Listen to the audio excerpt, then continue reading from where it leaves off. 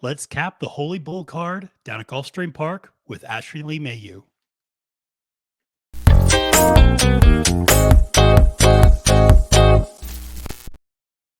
Salutations and welcome, horse racing fans. I'm your host, Matthew DeSantis. You can find me on Twitter at the handle at Failed to Menace. And welcome to another wonderful episode of Capping the Card, where we go through the entire card and give you our top pick and top value play for all 12 races on this coming Saturday's card down at Gulfstream Park, the Holy Bull. And it is, I think, a really great card top to bottom. Obviously, there were supposed to be 3 Kentucky Derby prep races this weekend. The Withers has been postponed because of very inclement weather up in New York. And that is something that has obviously shifted some dynamics this weekend in terms of where you might be betting, where you might be playing. And so we are going to be focused, like I said, on the 12 races on the Holy Bull card. And here to join me from FanDuel TV, previously from First Bet, and somebody who I just have a ton of respect for and who picks out a lot of winners, is Ashley Mayhew. Ashley, thank you so much for joining me on Capping the Card. Thank you for inviting me. Obviously, going through Gulfstream is something that I've done quite a lot of and always kind of follow the racing there. And I think this weekend's card, at least Saturday to say, a lot of racing, a lot of graded stakes action. I think it's a pretty competitive card. There's a couple races that I wasn't crazy about just because there were shorter fields, but I even think the undercard, even some of the cheaper claiming events, there are some big fields and maybe some prices to maybe root for and get home. Yeah, I couldn't agree more. I think it's a very balanced card. I think when you look through 1 through 12, there's not a lot of races that you just kind of go, I don't know where I'm going to go here, or there's just not a lot of betting options. Mhm. I think if you want to bet horizontal sequences vertically, there's a lot of options for you to potentially make some money this weekend. So let's dive in to this card. And Ashley, you are the guest, so I will let you kick things off first, but we will start off with race 1, which is a $20,000 claimer going 7.5 furlongs on the turf for 4-year-olds and up. Talk to me a little bit about the 2 horses that stuck out to you in this particular race. This is one of those races we were talking about in terms of, I like exactas and tries. I do still bet pick fours and pick fives, but this is a field where I think there's a lot of money maybe to be made in a trifecta, depending what happens. You can see we're all in different directions here, and I think that just speaks to what a $20,000 claimer for non-winners of 2 life looks like, right? So for Yep. me, I will say if the 13 draws in board certified, Yeah. even though just that one win from the last 14 starts, you have to go pretty far back. That's probably where I land. But I went to the 7 Warp Speed Baby, who a pretty consistent type with the way the Gulfstream Park turf course plays. I feel like I just keep on repeating it, but you want to be pretty close to the pace. Not that you can't close from off of it, especially if you're talented, but I think the horses that have been closer to the front have done the best. This is a horse that's done that in his last 2. And I know the reservation would be this horse tends to just not have enough left late, right? But Mm. Tyler Gaffleon climbs aboard, who does very well with Ralph Nix, and that's an outfit that I really respect at Gulfstream Park all year round. So we'll see 4-1. I don't know. I think it's going to be an interesting race to see how the betting public kind of tackles it. Yeah, absolutely. So this is one where I totally agree with you in terms of where you normally want to be on the turf course, want to be on that front end. It seems to be carrying that front end speed quite well. We've seen that throughout the championship meet.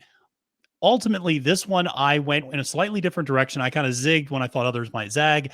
There's a lot of speed in this race. And that was one of my concerns, was that some of these horses who I may like a little bit more as a horse just might get caught up in some front end speed. It might open things up a little bit to a horse that might come running late. And that's what ultimately led me to the number 3, Vladislav for Antonio Sano with Irad Ortiz Jr. aboard.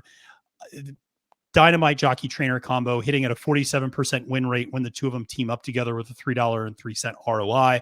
This is a horse that does have among the best late speed figure pace projections in the entire field. So I just have a feeling if this pace kind of breaks down up front, this is a horse that is not necessarily a deep closer, but does have nice late speed and can sit maybe more of a mid-pack trip and then go from there coming for home. So just thought this is a horse that, has run some decent races, has run against, you mentioned board certified, a horse that I also have a lot of respect for if he draws in, but I just decided to go there for my up top play.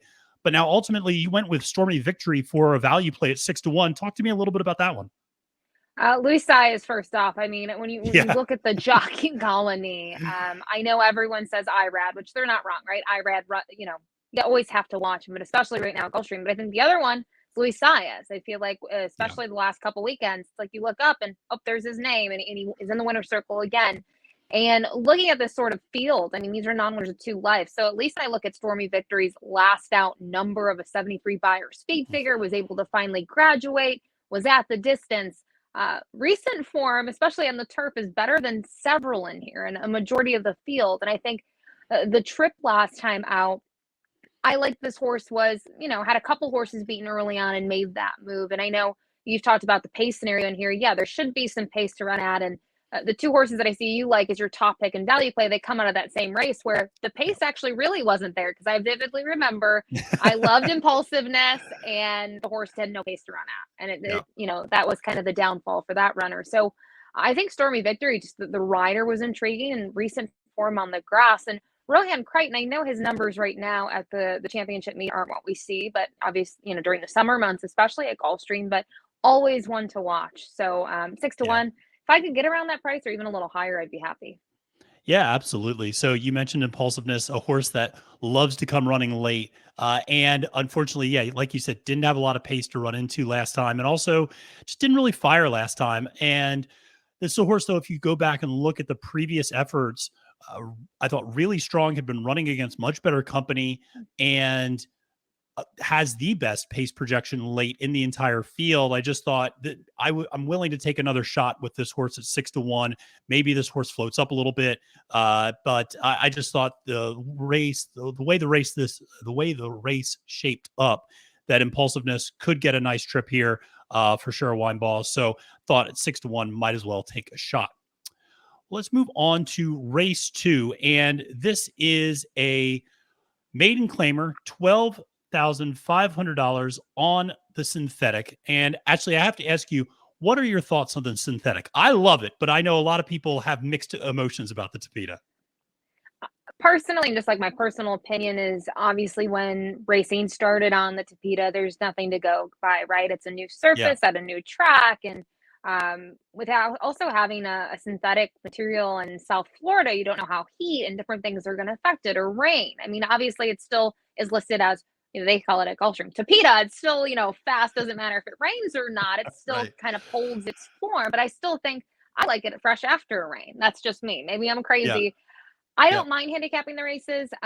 For me, I think the number one thing I'm always looking at, regardless of surface versus for me, is field size. I like yeah, big fields. And then from there, you can see, not that all of them are. I know on like Pegasus Day, right? They had the handicap races, so they did have right, big races on the Tapeta.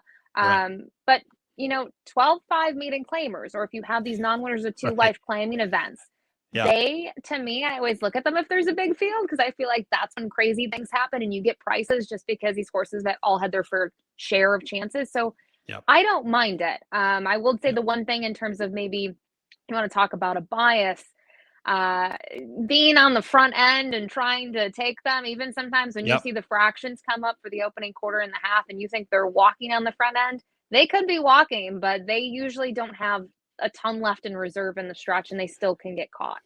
Yeah, no, that's exactly the way I see it as well. Where there's that front end, but you don't want to be on the front end. And I very early on, I kind of identified you want to really sit mid pack, because deep closers also necessarily don't always close on the Tapeta as well. So I always was looking for those kind of mid pack, more stalking horses and running style there.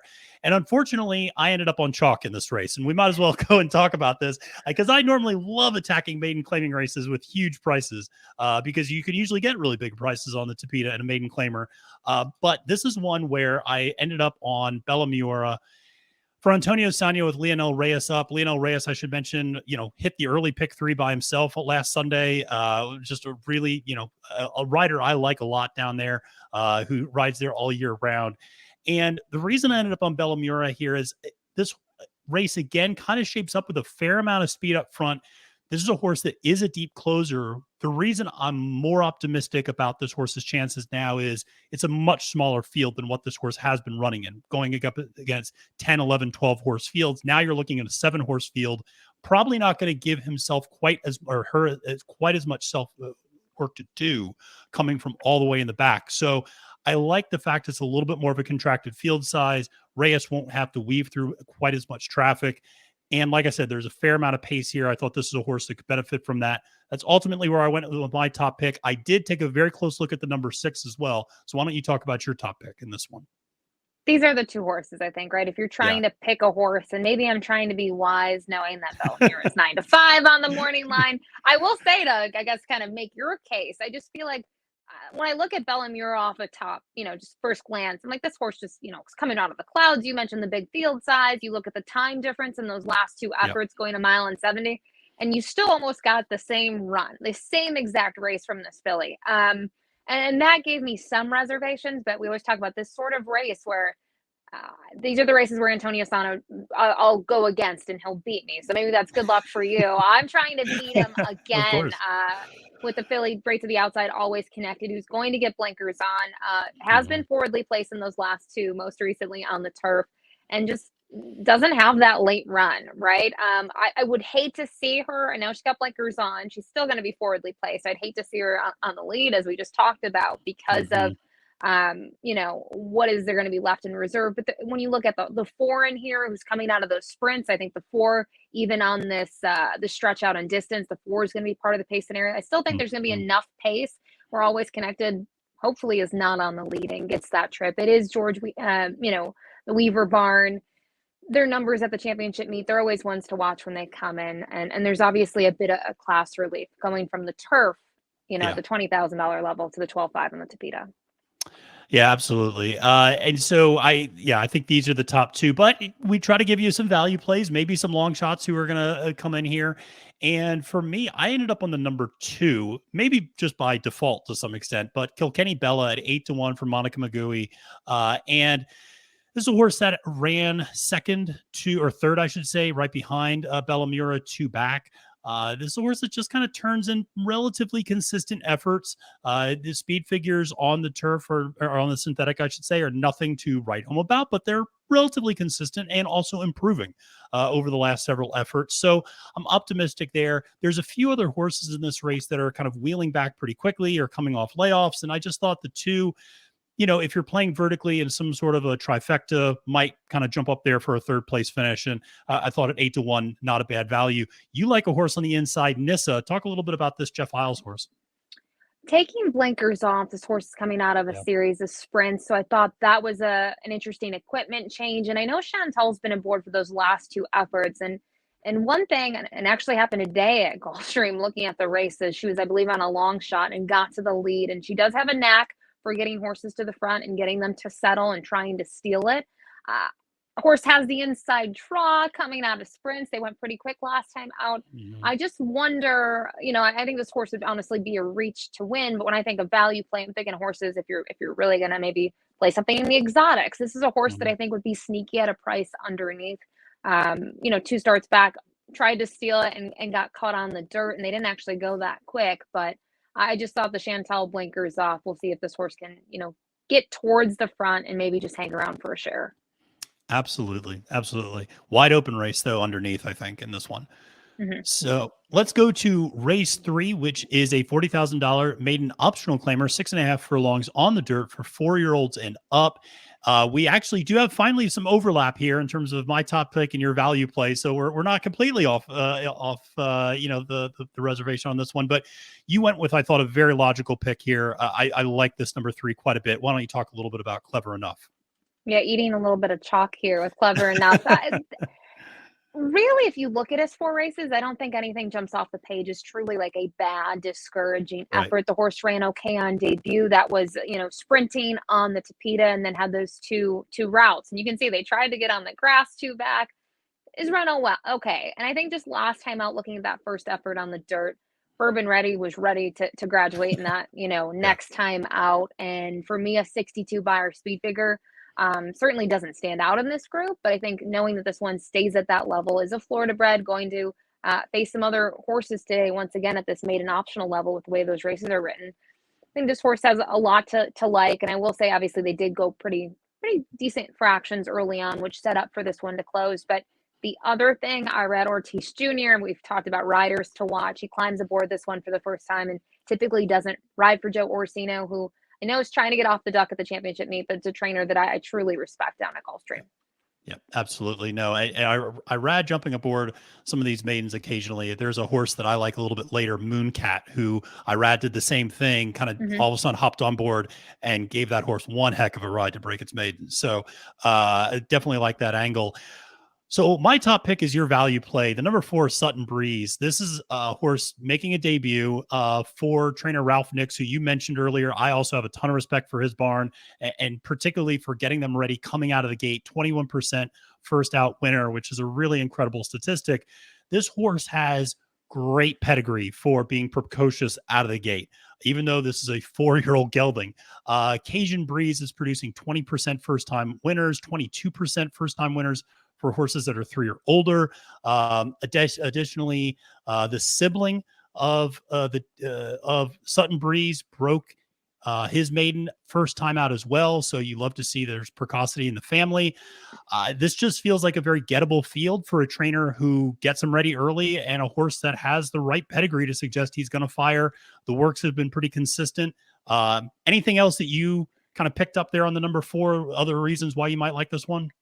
I mean, you mentioned that he's a 4-year-old making the debut, and I think with the connections and knowing that Stonehenge bred this horse, they're not necessarily in a rush if the horse needs the time. You can go back in the Mm, published works, and you can see this horse does not have a work between, excuse me, February 25th of 2022 all the way to December 4th. So was it growing pains? Did the horse need some time on the farm? Wouldn't surprise me. I will say I like the work pattern.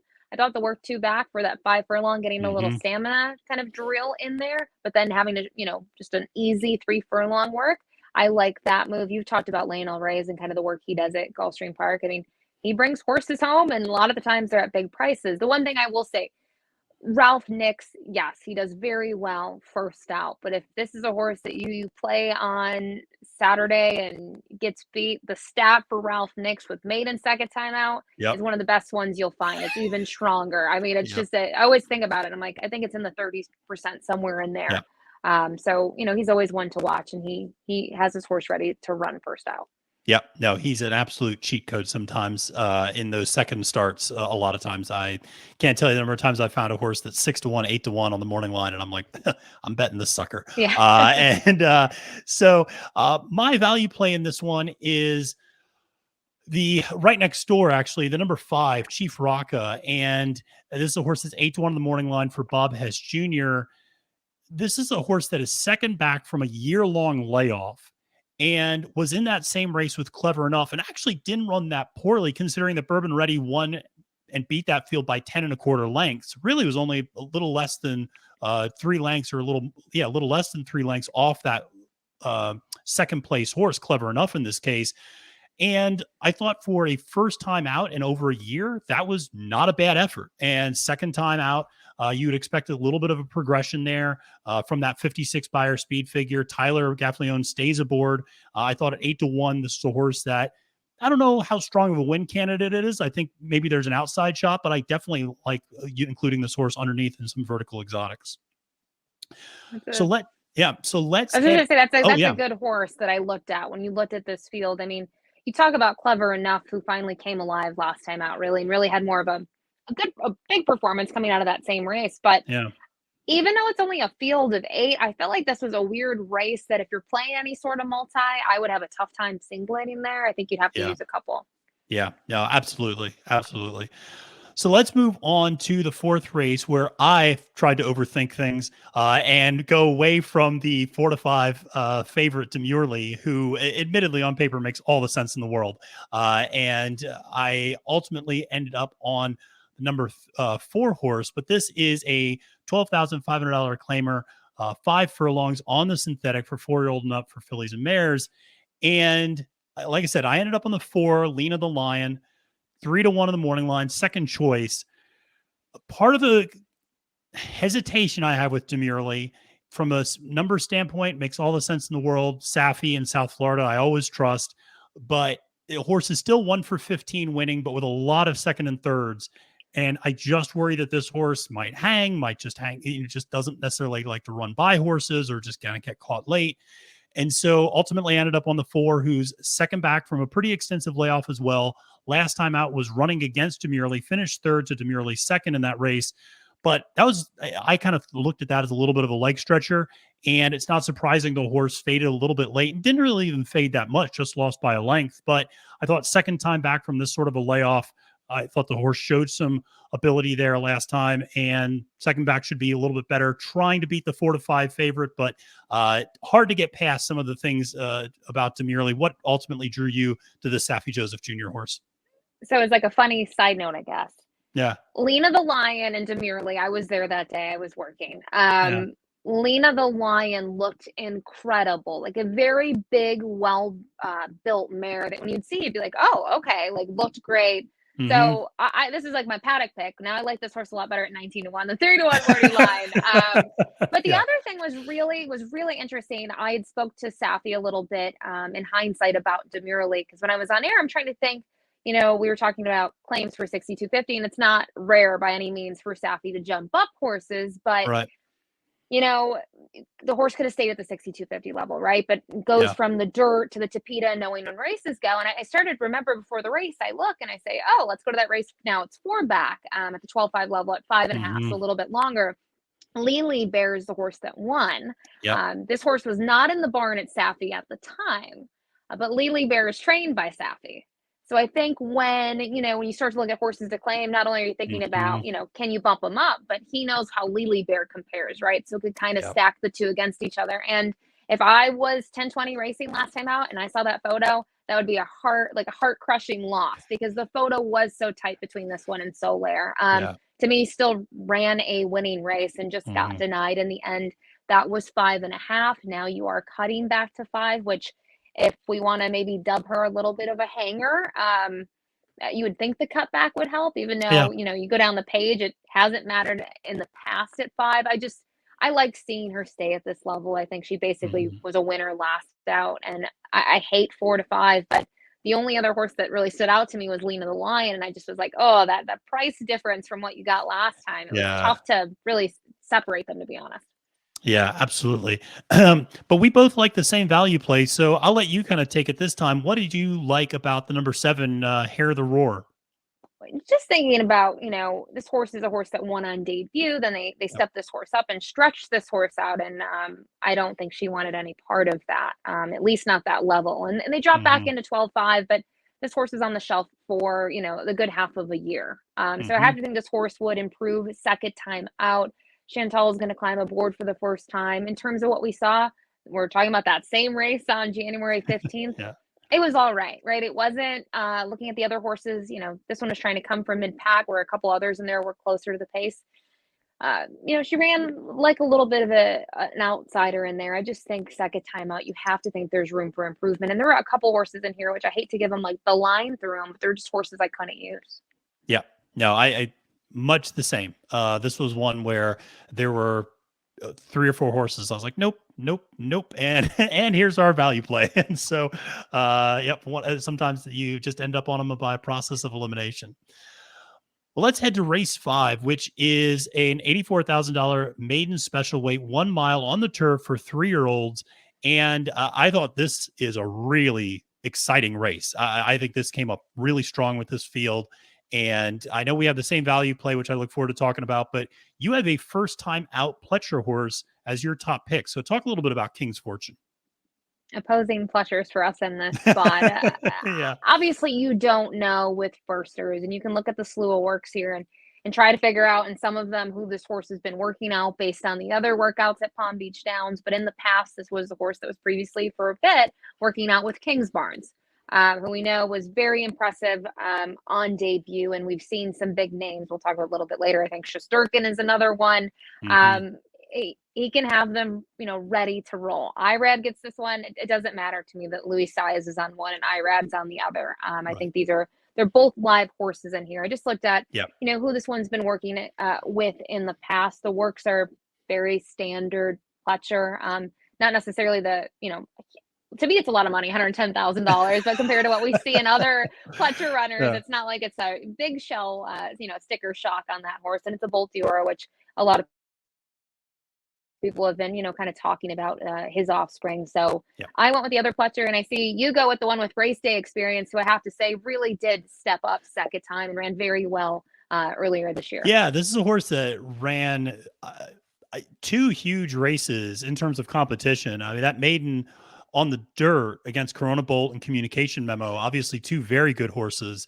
And then came back last time in that race I referenced with Mooncat winning, but Justin's Legacy underneath, a horse that I'm also really excited about. That seemed to be kind of the wise guy horse that day. That horse went from, I think, 15-1 down to 7-2 by post time. So it's interesting to see. But yeah, Muda Weed is a horse that comes from way in the back again. But I just, Irad's going to give this horse the right sort of ride. I think, like you said, race day experience, I think counts for a lot in these maidens. And I just think this horse just showed so much ability closing last time that I just really like what this one's doing. And 7-2, it'll probably get bet down a fair amount, but the presence of some other pletchers, some other good horses in here, hopefully keeps it a little bit honest. But for our value play, we both went to a European horse that is shipping over and making a debut in North America for Brian Lynch, Gypsy Chief. And this horse has been working, I think, dynamite on the turf. What made you kind of go with the number 2 horse as your value player? The works. I mean, you see the most recent Yeah. work, 47-1 at Palm Meadows. It's pretty quick and had that bullet back in January. Brian Lynch in general has had a stellar meet. I feel like everything that he's sending out is very live. Even I've seen some horses that haven't taken as much tote action as others, and they're still running their races. Very limited sample if you want to say he's 1-for-1 with horses in their first North American start. Very limited, but this horse has, finished second in all 3 career starts. It's hard to kind of compare. They've all been at different racetracks in France and getting here. Didn't seem like this one needed too much time maybe to adjust and has been working well. So Brian just puts this horse in, I'd love to pick his brain to see really when the horse got here, but you have to think November, December, and all the works have been strong. So Jose Lands, who does well from a limited sample for the Lynch barn. And as you said, if you want to talk about value play, there's other horses. I looked at Jamestown a little bit in here, and this is pretty wide open, to be honest. Yeah, no, it's funny that Jamestown was the other horse that I also had earmarked at 8-1 on the outside. Horse that also comes out of that Mooncat, Weed, Justin's Legacy race. Just couldn't quite hold on the front end. That horse will probably be up front again in this one. Again, not a bad place to be necessarily on the turf if you can carve out the right sort of fractions and carve out the right type of trip. So I think there's absolutely value to be had in this particular race. Well, let's move to race 6, which is the first of the several graded stakes races on the card. And this is the Swale Stakes, a grade 3, 7 furlongs on the dirt for 3-year-olds. And we are in agreement up top here with the number 1 General Jim, who is the second choice at 5-2 on the morning line for Shug McGahee with Louis Saez aboard. For me, at least, this was all about distance and pace. And there's a lot of speed. And I don't trust Super Chow, who is the morning line favorite drawing to the far outside, going 7 furlongs. And General Jim is a horse that has gone that mile. And I think cutting back to 7 furlongs, I really like a lot in this particular spot. This is a horse that will come running late. Like I said, I think there might be some horses that are fatiguing late. And I just think the race shape sets up really well for General Jim up top. But I'm curious what drew you to this horse, if any other different reasons. You kind of hit the nail on the head with Super Chow. If you're looking at the morning line favorite, it's a short price to swallow. It is a short field in general of 6 runners. But the big thing with Super Chow is not only is he kind of getting a little tired in the stretch, but physically you can watch it. This horse gets out. You can see it in the turn in his races and the stretch. He got leg weary in the Limehouse last time. This is a whole other 1/8 of a mile. I understand they're gonna try it in a graded stakes competition to kind of add that to his resume as a good reason to do so. But I just not at those odds. I look disgusted when I say that. I just cannot take that on him. And then you look at others in here. General Jim's the opposite, right? He's been at the mile most recently on the dirt. He is going to cut back to 7 ace. He's going to get blinkers on. I thought he ran okay in the Mucho Macho Man, considering the trip that he got. It was not by any means a perfect trip, and he was coming out of these turf races they were all pretty solid. But I'm just curious to see him kind of, this next step forward. And when you look at the technical winner, Legacy Isle, who ends up winning the race and is disqualified, because there was some bumping in the stretch, and I don't believe the rider changed the hand of the whip and things of that nature to keep this horse kind of in the zone. Legacy Isle's very quick, right? So this horse is trying to play a little bit of catch up. Luis Saez has been aboard this horse most of his career.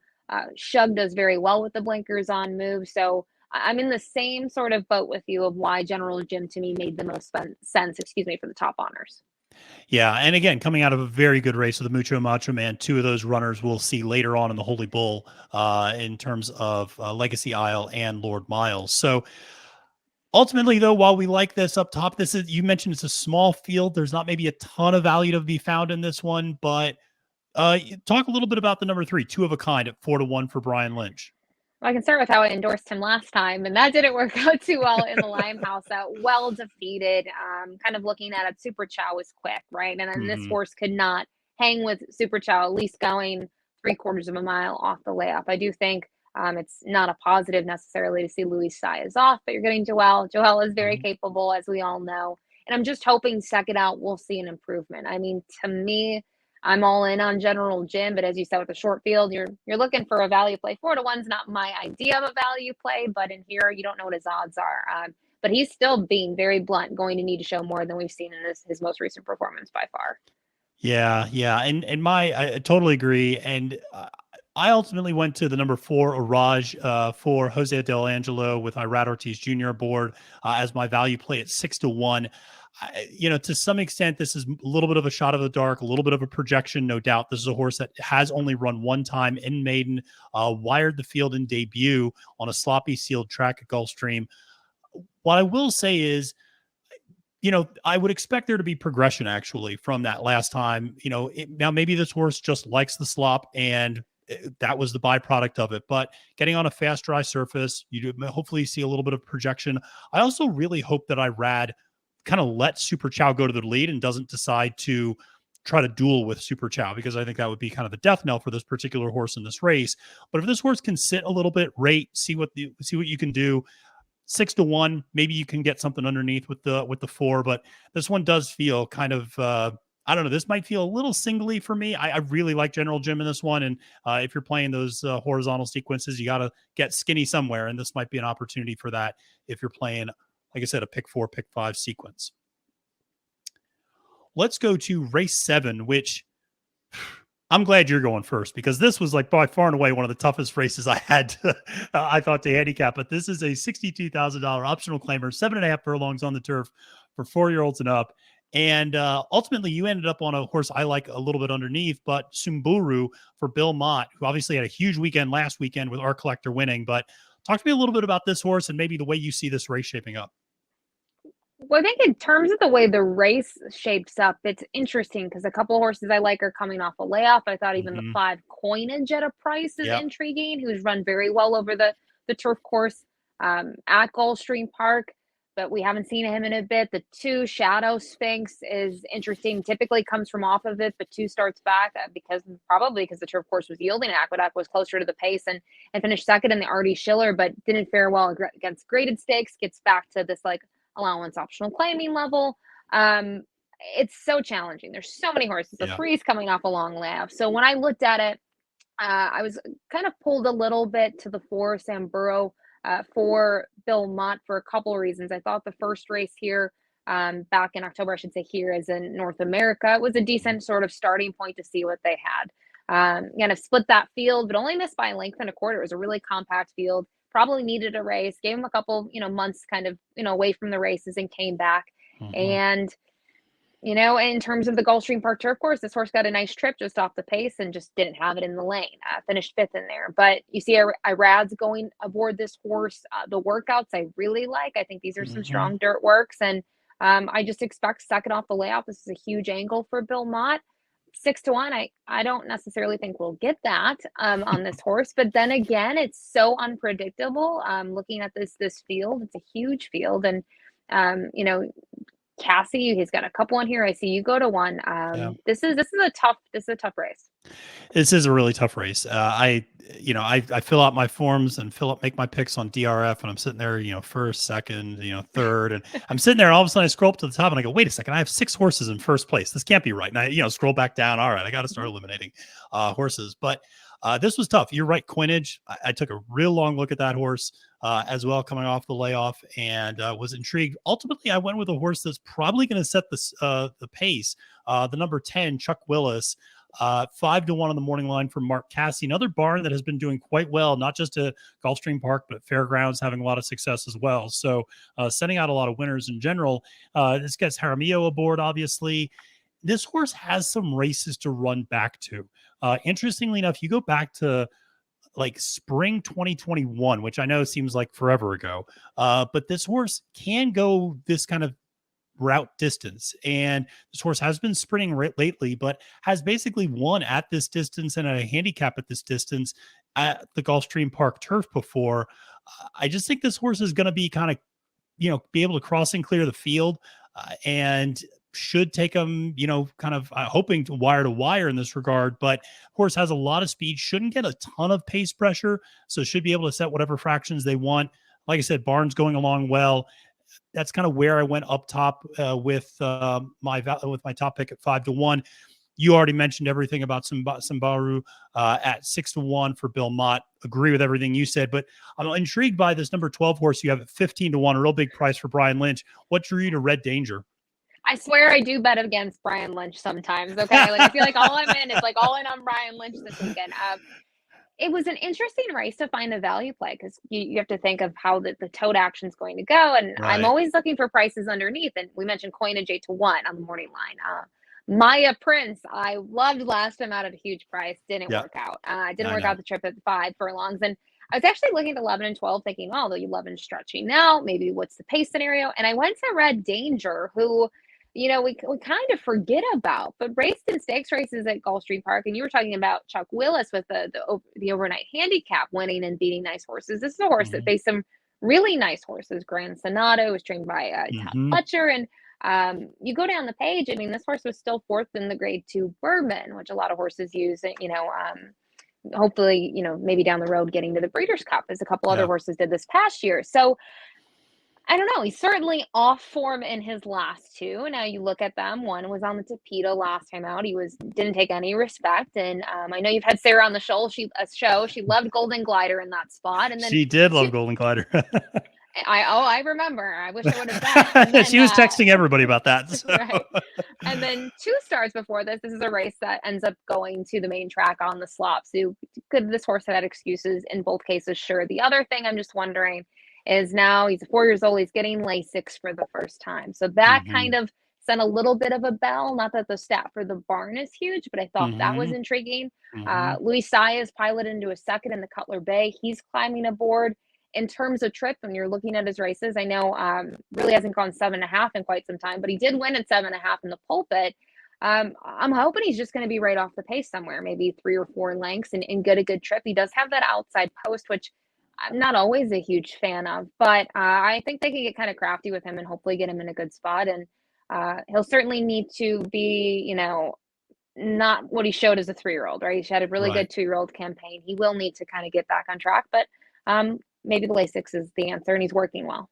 Yeah, absolutely. No, I think this is a race. Might as well take a shot with a 15-1 horse because I think we both agree this one's pretty wide open as opposed to the last race where we kind of pretty cut and dry. This one feels like a big spread race if you're playing that horizontal sequence.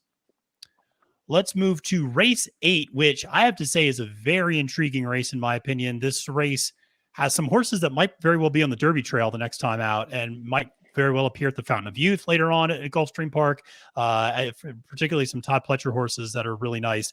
But this is right now a $75,000 claimer going 1 mile on the dirt for 3-year-olds. We ended up on the same horse, Chesterkin, up top for Todd Pletcher with Irad Ortiz Jr. aboard, 8-5 in the morning line. To me, I just looked at this one and said, he's going to be alone on the lead. And I kind of stopped looking at the race to some extent because I just thought it might be that simple, that he's kind of lone speed in that 1-turn mile. And Irad's going to be able to kind of set the fractions he wants. I just think he's also drawing to the outside, which I like. Tappet Trice, who is the other Pletcher horse, is drawn to the inside. It just felt like Chesterkin was kind of heads and shoulders above just about everyone else except of stablemate. And as a result, like I said, I like the post draw a little bit better, and I like the pace scenario better for Chesterkin, who you also ended up on as well. Yeah, I'm a big hockey fan, which is not necessarily why I like Shesterkin, but Oh, he's Shesterkin. See, now you can tell yeah. you can tell I don't watch hockey. I watch football, It's okay. basketball, baseball, I but was not born hockey. in, like, the Northeast, so I feel like I Yeah, have to well, I like was born in hockey, but Philly, but the Flyers were terrible when I was a kid, so that's I don't pay it's your attention to excuse. It's your excuse. But that. I was surprised on debut that this horse didn't go off favored in that Yeah. race. Kind of looking at his workouts, this was a horse that he had some really nice works under his belt. He seems like after his very impressive maiden score, he's still working well. And you mentioned he does have that speed. He has the outside draw, and with drawing a more compact field for facing winners Mhm. for the first time out, I kind of like him on the outside of the gate. And you go to the inside and horses directly to his inside. I don't think they're nearly as quick as him. So I think he can get Yeah. a really good position here. I know they're going the 1 turn mile, so it's not like he's got 2 turns to navigate around, but I'm expecting a big performance. I think this is the type of horse that, they paid a good sum of money for. All the siblings to race are winners. Mhm. I think there's some bigger goals for him down the road, and this is, just Yep. going to keep him right now at going that 1 turn. He likes 7/8. The mile should be fine. Yeah, yeah, absolutely. So it's funny. The first time through, I also ended up on the same value play, the number three, and I was capping this before the morning line came out. When the morning line came out, I was like, "Oh, it's only 7-2." Like, I was really hoping it might be a little bit bigger, like 9-2, 5-1. Like, give me something, Pete. But ultimately, it ended up at 7-2. But this is, I think, a very nice horse. It makes a lot of sense if you want to hit up an exactor or something like that. Talk a little bit about the three classic car wash. Yeah, I should say this is not true value in my book, but I started looking and I just really couldn't endorse Yeah. any of the true prices on the board. And this was one that was able to kind of like really improve. I mean, 5/8 on the dirt, Super Chow was the winner. No one was catching Super Chow in there. And then from the next start, had that time off and was ready to roll, which is a great angle for the barn. Mark Hmm. Casse with horses off a bit of a freshening second time out as maidens, they do very well. This horse is a runaway winner. Just a pretty big move in that race, I thought, from Yep. him. And then to see next time out, stretches out and tries the Tapeta. You kind of some of these noble birds that I've seen, they can kind of run on anything a little bit. Hmm. And this is a horse that really showed that last time out. Did go gate to wire on the Tapeta, which, if you heard us earlier, is probably not the common thing to see. Right. Um, but I wouldn't say, like, looking at that race, obviously the fractions were very sensible. 2 starts back, had a little bit of pace to run in and drew clear. Doesn't seem to be like a one trick sort of horse that only has one sort of move. But with this race, I would expect him to be somewhat close to the pace. Where you look at others in here, and the two to the inside could have some work to do, especially knowing Hmm. their speed to the outside of the starting gate. And Misael rides very well for the outfit. Yeah, absolutely. So I'm in agreement with you about the three, and it is hard to get past. I think maybe if you really do like Tapit Trice, it's really hard to get past maybe the top three in this race Hmm. to find true value.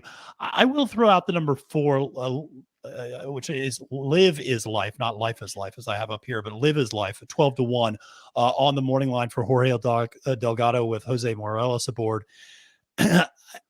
If there's a horse that's going to sneak in maybe to the trifecta at the bottom, if maybe some of the one of the top three doesn't fire, I could see the four being that horse. I mean, this is a horse that's run against really good company, a horse that's run against horses like Congruent, uh, Lights of Broadway, who actually we're going to talk about in a little bit, Legacy Isle, who's running in the Holy Bull. So horses run against, kept good company, actually ran pretty well against Legacy Isle two back on the dirt and posted a 67 buyer speed figure in that 1 turn mile. Delgado's a barn that usually has a fair amount of success down at Gulfstream Park. He and Morelos, when they team up, are winning at a 33% clip. Granted, small sample size, but still good to see that there's winning connections there. And I thought, again, getting Lasix for the first time underneath this feels like maybe it's something you can get at the bottom end of an exotic at 12-1 at a big price. Yeah, those are decent odds. This is a horse that I've had a tough time rooting for. I feel like we all have those horses, right? Yeah. Where they've beaten us, and I'm like a person that's scoring and can't use him. But you bring up a good point, just about the outfit, that they're always ones to watch, especially when wagering. And this is a horse that you don't see 12-1 on Jorge Delgado often. Right. And we already know there's other horses in here. They're going to take a lot of the play. So in terms of trip too, that race two back, at least this horse showed an ability to make up some ground. Yep. Yep. Well, let's move to race 9, which starts the gauntlet of the final pick 4, essentially, of the graded stakes races. And we'll start with the Kitten's Joy, which is a grade 3, a mile and a 16th on the turf for 3-year-olds. And Lights of Broadway, who I mentioned just a second ago, is one of your value plays in this one. But your top pick is also my top pick candidate. We're trying to beat Major Dude here. We picked enough Todd Pletcher horses. We got to get somebody different here in the winner's circle. So talk to me a little bit about why you like the number one horse candidate at 3-1 in this one. You bring up Major Dude. They're coming out of that same race, the Dania Beach. They finished 1-2.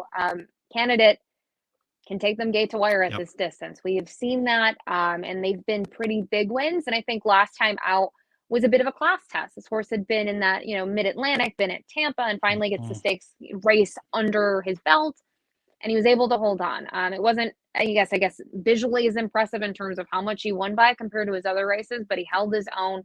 And it was pretty easy in the end. Tyler was aboard for that, so I like him staying aboard this horse, and it was a huge buyer. I know some people like buyers, some people hate buyer speed figures.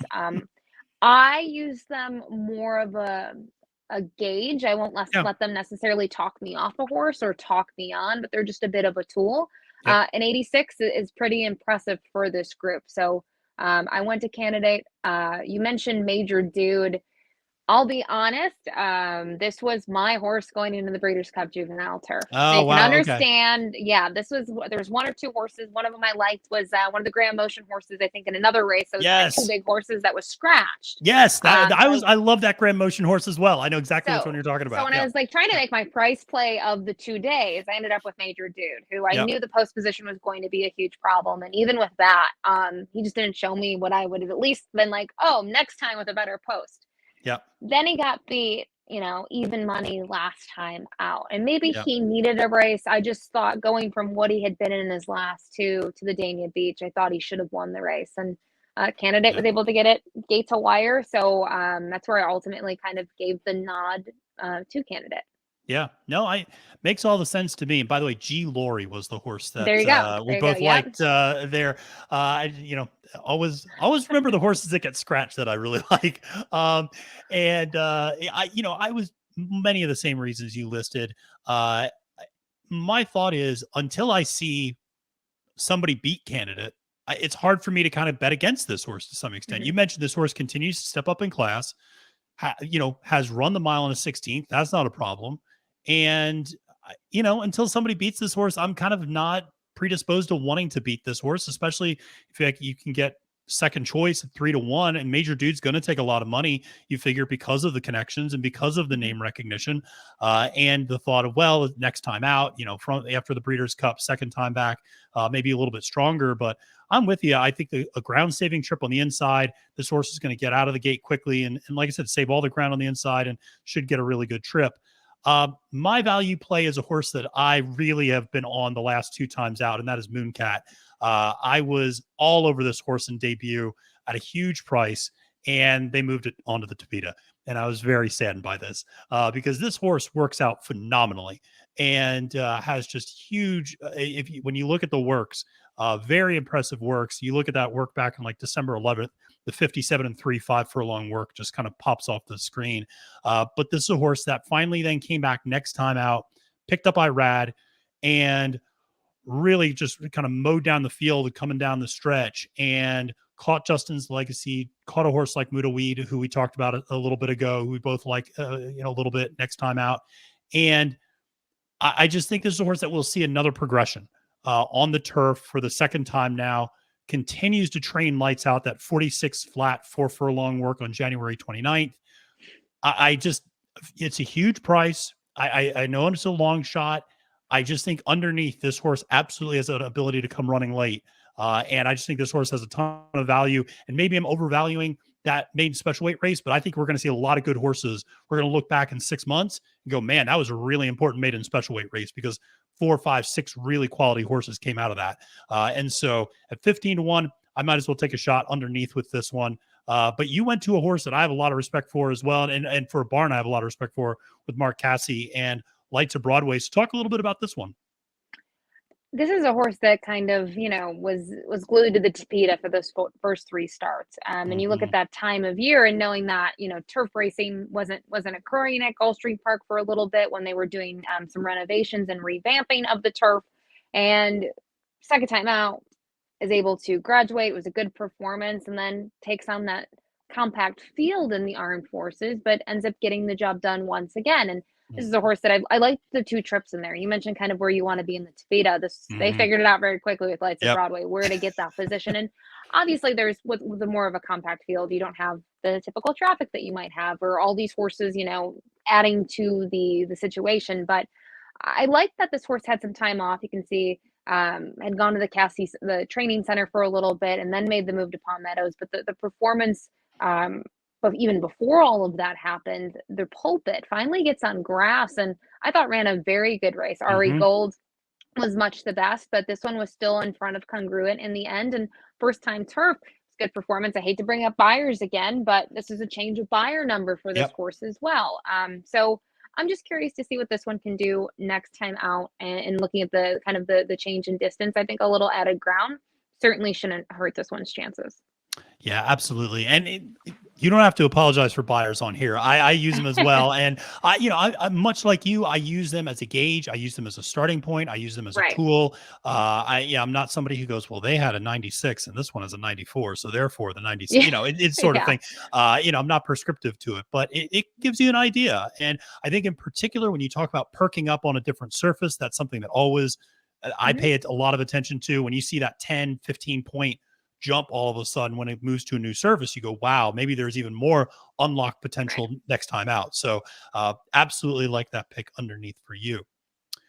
Well, let's go to the 10th race, which is the Forward Gal Stakes, a grade 3, 7 furlongs on the dirt for 3-year-old fillies.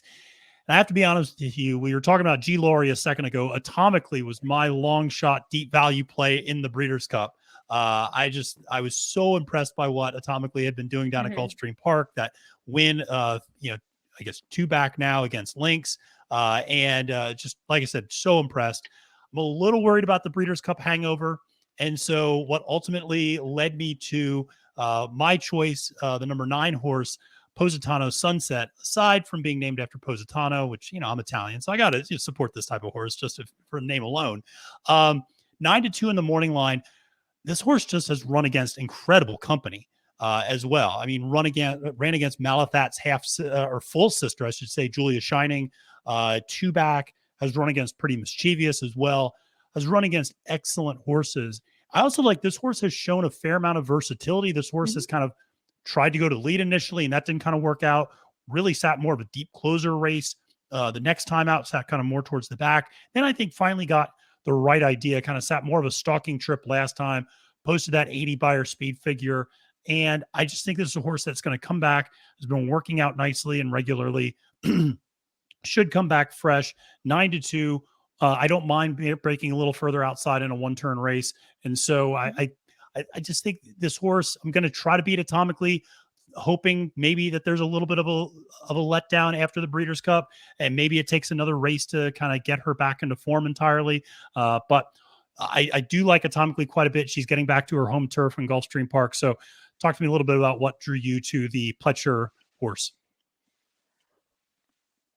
It's a good race to look at as a whole, Mm-hmm. because when you're trying to maybe figure out the pace scenario, I thought there could be a fair bit of Mm-hmm. pace in here. And I know atomically earlier in the career in those shorter distance races, 5.5 and even the 7 was much closer to the pace. But I know going 2 turns at Gulfstream, that was not the case. It was that final of 3, right? It was the Mm-hmm. final division of the Florida Sire Stakes, and she ran lights out. Mm-hmm. Could she probably go longer? Maybe wants to, sure. But I think after kind of you called it the Breeders' Cup hangover, maybe this is a starting point and trying to Yeah. get back to Gulfstream. And I'll be honest, just looking at the Florida Sire Stakes and where horses go next, I mean, that was a huge jump, regardless. For Oh her to yeah. go from the Florida Sire Stakes and go into the Grade 1 competition on the bar change, Todd knows what he's doing. We all know that. But it's just a lot of changes in a month span for this horse. Mm-hmm.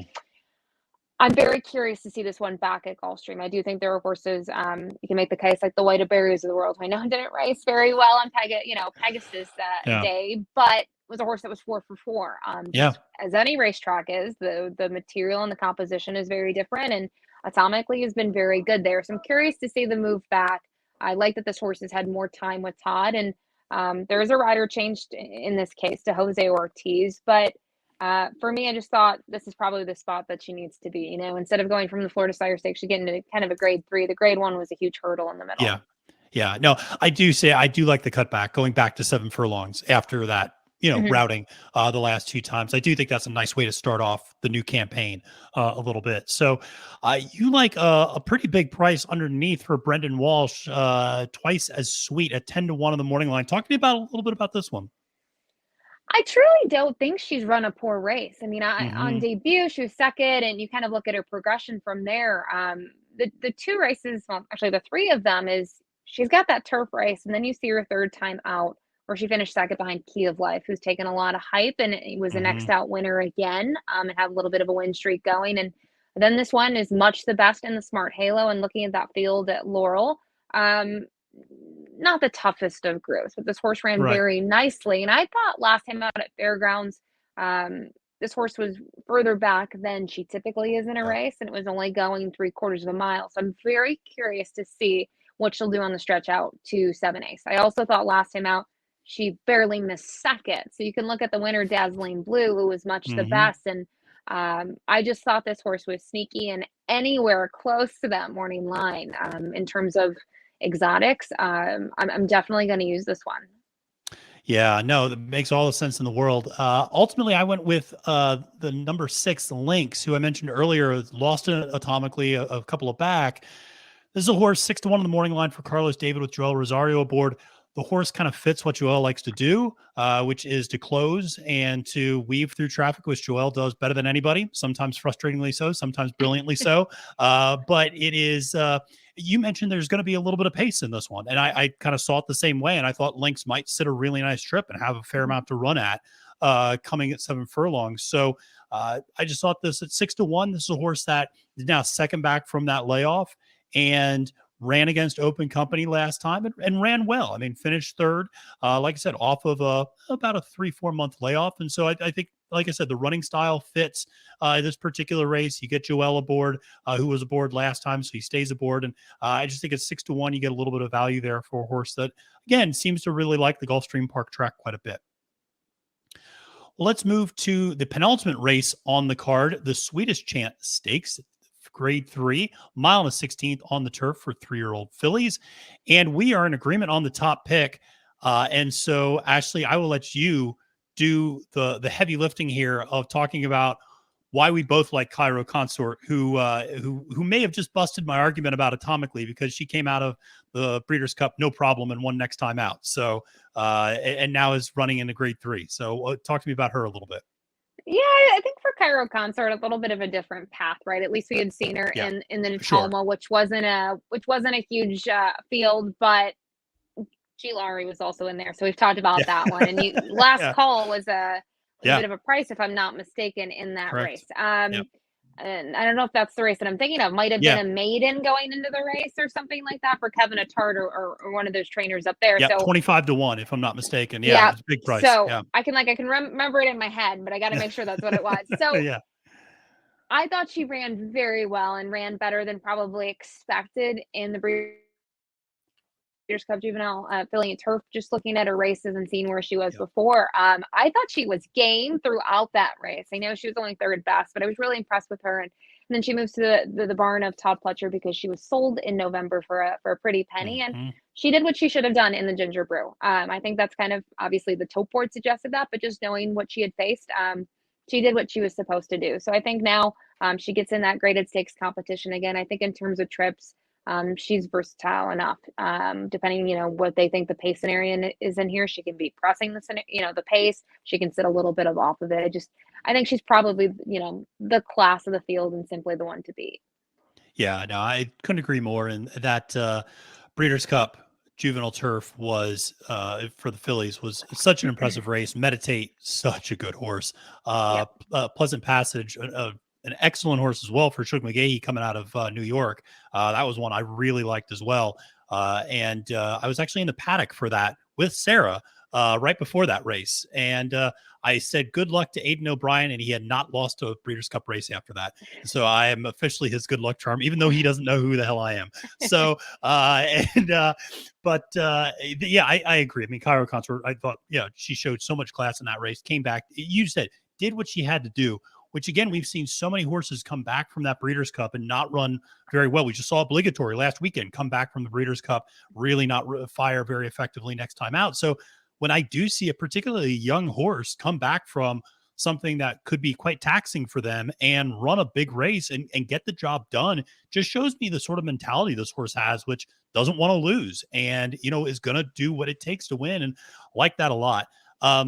Underneath, I am a big fan of this number 3 horse, which is for Jack Sisterson, 10-1 on the morning line.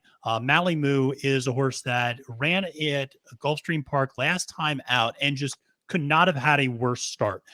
Just literally spotted the field probably 6-7 lengths at the starting gate and just did not get off particularly well and ended up coming like a freight train at the end, finishing second.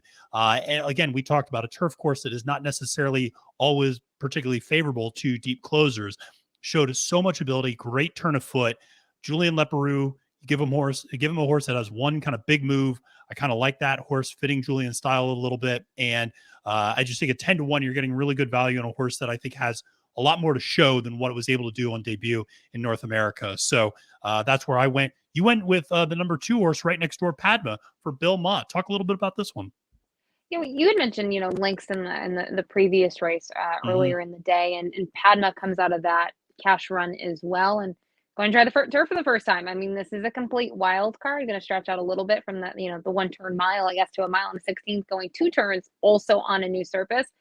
I thought ran pretty well in the cash run. I do think Infinite Diamond was the one to beat and was very impressive, and got back to her form when she was at her best, right? They had high hopes for Infinite Diamond, and to see her kind of take it to the next level, she ran well. I have to think second time out, this horse is going to improve.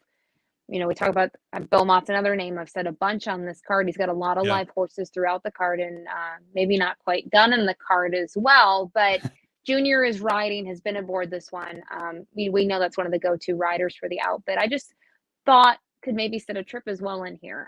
The turf will be the biggest question, but if someone knows where to put their horse, and clearly Mott has a very big inkling that this horse is going to take to the surface just fine. Yeah.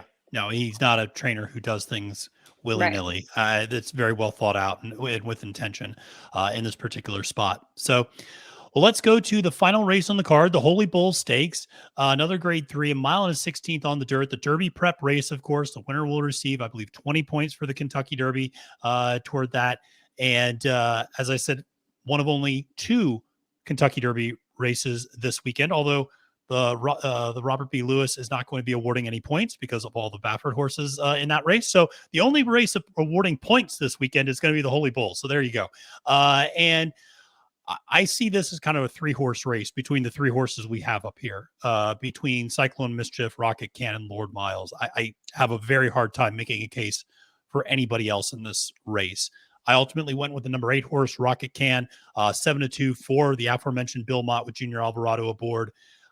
This is a horse that is coming off a little bit of a layoff. Last ran November 26th at Churchill Downs, but broke its maiden in the slop over a mile and a 16th distance, then came back, just lost a confidence game, who came back to finish 3rd in the Lecomte Stakes.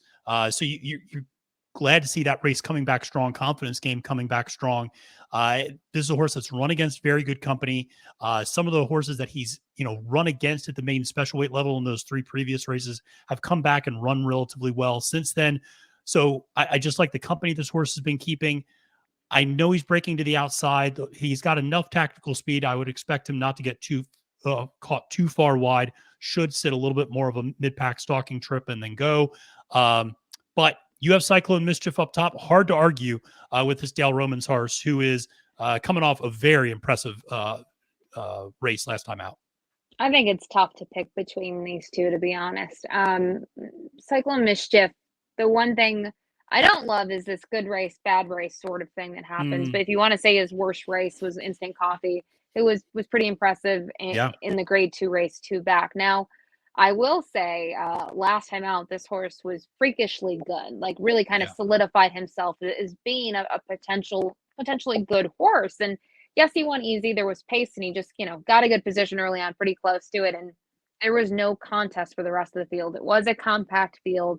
The number came back big for him. Tyler sticks with him.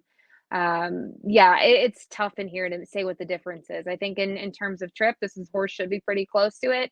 Um, when you look at others in the field, Legacy Isle, you have to think is going to be guns a blazing. I don't Yep. think in a race like this that unless he misses the break, I don't think horses like that you're really going to change their run style just because you're going a mile and a 16th or you're kind of stepping up in class. So Yeah. I think the pace will still be decent enough for this one, and Cyclone Mischief should be just off of it, and he could be pressing it throughout. Yeah, absolutely. It's funny you mentioned about missing the break last year at the Holy Bull. People might remember one of my favorite horses, Simplification, blew the break at the Holy Bull, and that kind of changed the whole dynamic of the race. And I'm not going to say it allowed White Barrio to win because White Barrio, won on his own ability, but it certainly changed the race Mhm. dynamic right off the bat. So you never know how these young horses in a big spot, a lot of people, a lot of excitement. You never know what might happen there. But we like the same horse underneath here at 4-1, Lord Miles for Safi Joseph Jr. with Irad, who I feel like we've mentioned in almost every single race. I think Irad's going to have a very big Saturday. And this is a horse that just seems to make a lot of sense. Getting blinkers put on will make sure this horse gets away a little bit better from the inside rail, which I like. Um, I just, Safi and Gulfstream, he had a bad weekend last weekend, but I have a hard time thinking he's going to put two bad weekends a row next to each other. So this is one who I do think is a very live shot to potentially upset.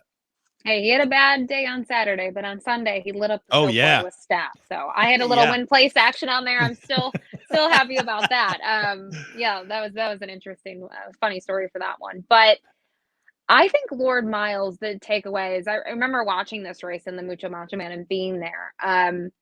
Had post position 10. And when you Yeah. look at the way the race went down, Legacy Isle, Dreaming of Kona, both forwardly placed. So in terms of what I thought the most impressive horse in the race was, it was Lord Miles. Knowing the post that he had, stepping up from a maiden special weight to the Mucho Macho Man, and just knowing that the race played to speed. I think visually he looked very impressive. I'm very excited to see him go around two turns. You mentioned a Mhm. key point. He's not getting hung out there now, which would be what you wouldn't Right. want here with the way that the track is kind of structured with that start being so close to that Yeah. first turn. Yep. There was a rider change as well. But Edgar Zayas is riding the other horse for Sapping here, who's the bigger price directly to the outside. I just think this one's very intriguing. Blinkers on. I wonder if that was something that Edgar Zayas and Safi talked about with last time. Maybe he's Hmm. young. Did he get a little lost out there? I don't know, but Yeah. he wasn't close to it. And I think having the blinkers on, maybe they're hoping he is a little bit more involved in the early stages of this race. So I think he's very intriguing. I wish he was a better price on the morning line, but the other Yeah. two, I think will be your first and second choices. And out of the other horses in here, I am probably most excited to see what he can do, even if he Yeah. doesn't win. Yep. And he doesn't keep on going on the trail to the Florida Derby and bigger picture. I think he's a horse that he's going to be an interesting one to watch progress. Yep. Totally agreed. There are horses that you look for to win a race, and then Hmm. there are horses you look for because you're just interested to see what they're going to do. Yeah. And he definitely fits the latter in this particular case. So, Ashley, that gets us through all 12 races. We did it in about an hour, which is, I'm not going to pat ourselves on the back too much, but it was pretty good timing, I think, to get through 12 races with the two of us in that amount of time. I can't thank you enough again for joining me today. I really appreciate it. Uh, for people who might not follow Ashley, please make sure to follow her on Twitter. She has the handle right there on her screen. Ashley, what all do you have going on the next couple of weeks, next couple of months here in the world of racing? It's going to be a little quiet for a little bit, which I'm excited about. A little quiet is probably good. I got some more stuff coming up in March. Really excited to go to the Meadowlands for the first time since during COVID. I've been Yeah. able to go up there, I think, in the first COVID summer is what I call it. And thoroughbreds, no one's going to be shocked when I say thoroughbreds are what I love the most, but Yeah. I still really like standard breds. And I think Hmm. the Meadowlands, if people haven't been to, is great to go watch, especially in the big days, whether it's the Pace, the Meadowlands Pace, or the Hambletonian. So Yeah. they're doing something for International Women's Day. So very Oh, it's grateful nice. and thankful to be part of that. And then we'll see. Right now, I'm laying low and I'm okay. It's been pretty busy, so to Yeah. actually be like sitting, it's quite nice. Yeah, especially this time of year, Derby prep, you can kind of, take it all in a little bit, enjoy yourself and Yeah. enjoy some free time. But Ashley, thank you again. Really appreciate it. For all of you watching, make sure to like and subscribe to Trust the Profits. Make sure to follow me on Twitter at the handle @FailedToMenace. And until next time, friends, my name is Matthew DeSantis, wishing you a great and prosperous day at the races and reminding you that it's now post time.